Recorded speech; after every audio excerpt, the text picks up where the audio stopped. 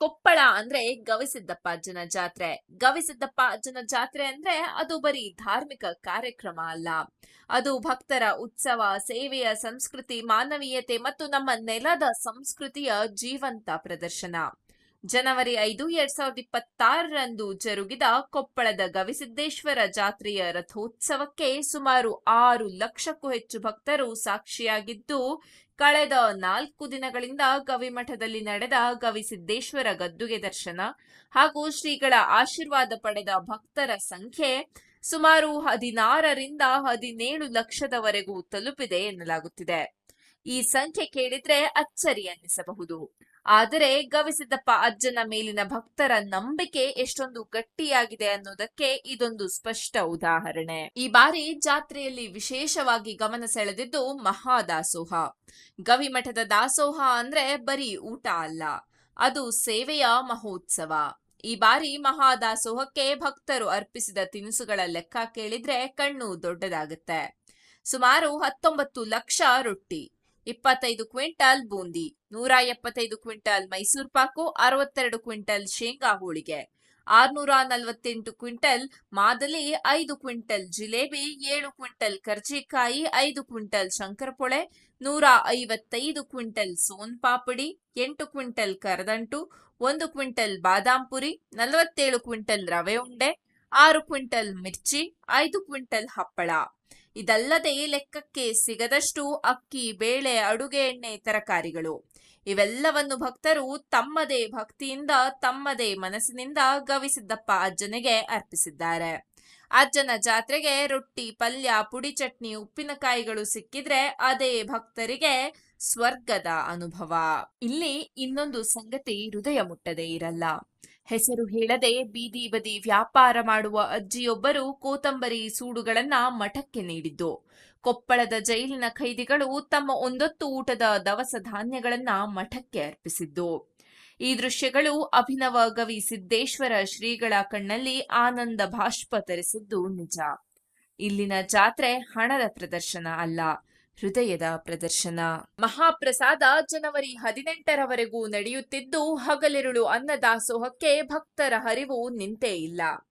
ಜಾತ್ರಾ ಮಹೋತ್ಸವದ 2ನೇ ದಿನವಾದ ಜನವರಿ 7ರಂದು ರಾತ್ರಿ ಕಾರ್ಯಕ್ರಮ ಮುಗಿದ ಮೇಲೂ ಮಹಾದಾಸೋಹ ರಾತ್ರಿ 1 ಗಂಟೆಯವರೆಗೂ ನಡೆದಿದ್ದು, ಶ್ರೀಗಳು ಸ್ವತಃ 12:20ರವರೆಗೂ ದಾಸೋಹ ಭವನದಲ್ಲಿ ಸುತ್ತಾಡಿ ಎಲ್ಲವನ್ನು ಗಮನಿಸಿ ನಂತರ ತೆರಳಿದ್ದಾರೆ.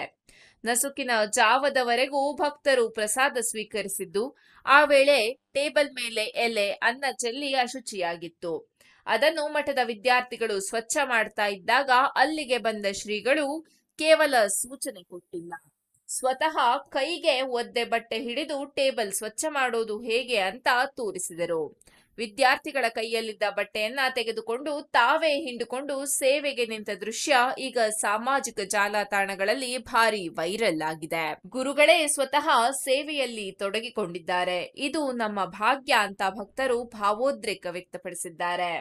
ಅಷ್ಟಕ್ಕೂ ಶ್ರೀಗಳ ಸರಳತೆಗೆ ಕಾರಣ ಏನು ಅಂದ್ರೆ, ಅವರು ಕೂಡ ಈ ಮಠದ ವಿದ್ಯಾರ್ಥಿಯೇ. ಬಾಲ್ಯದಿಂದಲೇ ಮಠದಲ್ಲಿ ಶಿಕ್ಷಣ ಪಡೆದವರು, ಮಠದ ಪ್ರತಿಯೊಂದು ಕೆಲಸವನ್ನು ಮಾಡಿ ಬೆಳೆದವರು. ಇವತ್ತು ಮಠದ ಮುಖ್ಯಸ್ಥರಾಗಿದ್ದರೂ ತಮ್ಮನ್ನು ಇನ್ನೂ ಮಠದ ಸೇವಕನೇ ಅಂತ ಭಾವಿಸಿಕೊಂಡು ವಿದ್ಯಾರ್ಥಿಗಳ ಜೊತೆ ಸಮಾನಾಗಿ ಕೆಲಸ ಮಾಡುವ ಅವರ ಈ ಗುಣವೇ ಅವರ ದೊಡ್ಡತನ. ಇನ್ನೊಂದು ಕಡೆ ಉತ್ತರ ಕರ್ನಾಟಕದ ಈ ಗವಿಮಠದ ಶ್ರೀಗಳು ರಾಜಕೀಯ ವೇದಿಕೆಗಳಿಂದ ಸದಾ ದೂರವೇ ಇರುತ್ತಾರೆ. ರಾಜಕಾರಣದ ಮಾತುಗಳು ವೇದಿಕೆಗಳಿಗೆ ಹೋಗದೆ ಜನಸಾಮಾನ್ಯರ ವಿಚಾರದಲ್ಲಿ ಜನರ ಜೊತೆ ನಿಂತು ಹೋರಾಟ ಮಾಡಿದವರು. ಜನರ ಅಭ್ಯುದಯವೇ ಅವರ ರಾಜಕೀಯ. ಅವರ ಆಶೀರ್ವಚನದ ವಿಡಿಯೋಗಳು ಈಗಾಗಲೇ ಸಾಮಾಜಿಕ ಜಾಲತಾಣಗಳಲ್ಲಿ ವೈರಲ್ ಆಗುತ್ತಿವೆ. ಅದರ ಜೊತೆಗೆ ಮಧ್ಯರಾತ್ರಿ ಅನ್ನದಾಸೋಹದ ಟೇಬಲ್ ಸ್ವಚ್ಛ ಮಾಡಿದ ದೃಶ್ಯ ಜನಮನವನ್ನ ಗೆದ್ದಿದೆ.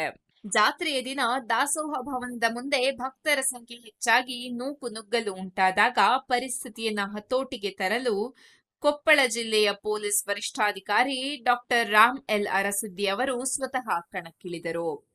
ಚೇರ್ ಮೇಲೆ ನಿಂತು ಭಕ್ತರಿಗೆ ಮಾರ್ಗದರ್ಶನ ನೀಡಿ ಗಂಟೆಗಳ ಕಾಲ ಅಲ್ಲಿಯೇ ನಿಂತು ಕರ್ತವ್ಯ ನಿರ್ವಹಿಸಿದ ಅವರು ತುರ್ತು ಕಡತಗಳಿಗೆ ಅಲ್ಲಿಯೇ ಸಹಿ ಹಾಕಿದ್ದು ಅವರ ವೃತ್ತಿಪರತೆಯ ಮತ್ತೊಂದು ಮುಖ. ತಕ್ಷಣ ಬ್ಯಾರಿಕೇಡ್ ಅಳವಡಿಸಿ ಪೊಲೀಸರು ಸುವ್ಯವಸ್ಥಿತ ವ್ಯವಸ್ಥೆ ಮಾಡಿದ್ದು ಭಕ್ತರಿಗೆ ಯಾವುದೇ ತೊಂದರೆ ಆಗದಂತೆ ನೋಡಿಕೊಂಡರು. ಶ್ರೀಗಳ ಸರಳತೆ ಮತ್ತು ಎಸ್ಪಿ ಅವರ ಸಮಯ ಪ್ರಜ್ಞೆ ಈ ಬಾರಿಯ ಗವಿಸಿದ್ದೇಶ್ವರ ಜಾತ್ರೆಯ ದೊಡ್ಡ ವಿಶೇಷವಾಗಿ ಮೂಡಿಬಂದಿದೆ. ಒಟ್ಟಾರೆ ಗವಿಸಿದ್ದಪ್ಪ ಅಜ್ಜನ ಜಾತ್ರೆ ನಮ್ಮ ಸಂಸ್ಕೃತಿಯನ್ನ ಹೇಗೆ ಶ್ರೀಮಂತಗೊಳಿಸುತ್ತೆ ಅಂದ್ರೆ, ಇಲ್ಲಿ ಧರ್ಮ, ಸೇವೆ, ಸಮಾನತೆ, ಮಾನವೀಯತೆ ಎಲ್ಲವೂ ಒಂದೇ ಜಾಗದಲ್ಲಿ ಬೆರೆತಿವೆ. ಶ್ರೀಮಂತ ಬಡವ ಅನ್ನೋ ಭೇದ ಇಲ್ಲ. ಕೈಯಲ್ಲಿ ಇರುವಷ್ಟು ಕೊಟ್ಟು ಸೇವೆ ಮಾಡುವ ಮನಸ್ಸಿದೆ. ಗುರು ಶಿಷ್ಯನಂತೆ ಅಲ್ಲ, ಶಿಷ್ಯರ ಜೊತೆಗೆ ಕೆಲಸ ಮಾಡುವ ಗುರು ಇಲ್ಲಿದ್ದಾರೆ. ಅಧಿಕಾರ ಅನ್ನೋದು ಕುರ್ಚಿಗೆ ಸೀಮಿತ ಅಲ್ಲ, ಜವಾಬ್ದಾರಿ ಅನ್ನೋದು ಜನರ ಮಧ್ಯೆ ನಿಂತು ತೋರಿಸಿದ್ದಾರೆ. ಇಂತಹ ಜಾತ್ರೆಗಳೇ ನಮ್ಮ ಸಂಸ್ಕೃತಿಯ ಶಕ್ತಿ. ಇಂತಹ ಜಾತ್ರೆಗಳೇ ನಮ್ಮ ನೆಲದ ಆತ್ಮ. ಕೊಪ್ಪಳ ಗವಿಸಿದ್ದೇಶ್ವರ ಜಾತ್ರೆ ಅಂದ್ರೆ ನಿಜಕ್ಕೂ ಭಕ್ತರೇ ನಡೆಸುವ ಜಾತ್ರೆ.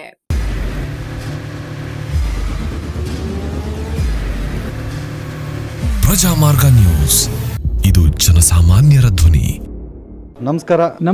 ನೀವು ನೋಡ್ತಾ ಇದ್ದೀರಾ ಪ್ರಜಾಮಾರ್ಗ ನ್ಯೂಸ್. ರಾಷ್ಟ್ರದ, ರಾಜ್ಯದ, ರಾಜಕೀಯದ ಬಗ್ಗೆ ಹೆಚ್ಚಿನ ಸಿನಿಮಾ ಅಪ್ಡೇಟ್ಗಳಿಗಾಗಿ ಫಸ್ಟ್ ಲೈಕ್ ಮಾಡಿ, ಸಬ್ಸ್ಕ್ರೈಬ್ ಆಗಿ, ಹಾಗೆ ಫಾಲೋ ಕೂಡ ಮಾಡಬೇಕು.